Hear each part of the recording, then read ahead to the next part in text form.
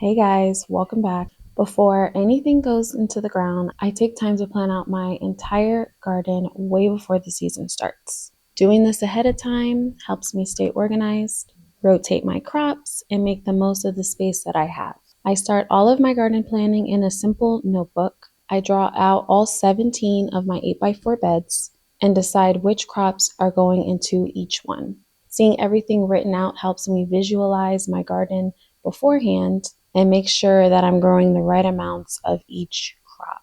I try my best to rotate my crops in each bed so that when the new season starts, I'm not growing the same crops that I was growing in that bed from the last season. So for instance, if I grew zucchini in bed 4 this past season, I would go ahead and plant leafy greens in that bed this coming up season. I have a big squash vine borer problem. So when the squash vine borer larvae hatch, it will have nothing to feed on in a leafy green bed. After I draw everything out, I use the Planter app to map out each of my beds with the square foot gardening method. It helps me plan out how many seedlings I need to start indoors and make sure that I'm not planting incompatible plants together. It's also super handy when I'm out in the garden because I can just whip out my app and I know exactly which crops are going into which bed, and it helps keep me super organized when I'm outdoors transplanting or direct sowing. So below my garden map, I write out a basic seed starting timeline for each month.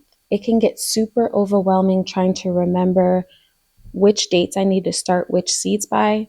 So just writing out a simple seed starting timeline really helps keep me organized. For instance, for the month of January, I'll write out that I need to start my onions and leeks and celery indoors. I will also include which crops need to be direct sown and which crops need to be transplanted in the correlating month. Also, in my sketches, I draw out where I plan to put my trellises. Using vertical gardening is a game changer when you're trying to maximize how much produce you're harvesting from your garden. So I always write out where I plan to put my trellises and which crops I plan to grow vertically. I also will write out which crops will benefit from the other crops growing on top because those crops will provide shade to some of the crops at the bottom. So for instance, I will plan to plant something like lettuce that will benefit from the shade in the heat of the summer. Once everything is planned out, I do a double check on all of my seeds to make sure that I have all the seeds I need for the crops that I want to grow and the right amounts of it.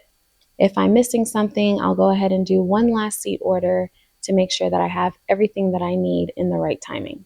Now that everything is planned out, I go ahead and start my seed starting with crops like onions and leeks, celery, and herbs. Those are really important to get started early because they're crucial for companion planting. I like to start those between December and January because these crops really need a long time to get growing. Last year, I tried out soil blocking for about 50% of my seed starts, and I absolutely loved it. I actually plan to do it for all of my seed starts this year. I pack the soil blockers with a light seed starting soil mixture that is composed of coco coir, vermiculite, and worm castings at a 6:1 ratio. And I make sure the soil is damp enough so that when you squeeze it together, it holds. I then release the soil blocks on a tray that has slats that allows for drainage on top of another tray without slats so that it makes bottom watering really convenient. I then drop a few seeds in each divot of the soil blocks, and then I go ahead and cover with plastic wrap to go ahead and trap in the moisture and help with germination. I place each tray on a rack to go ahead and allow for the seeds to germinate.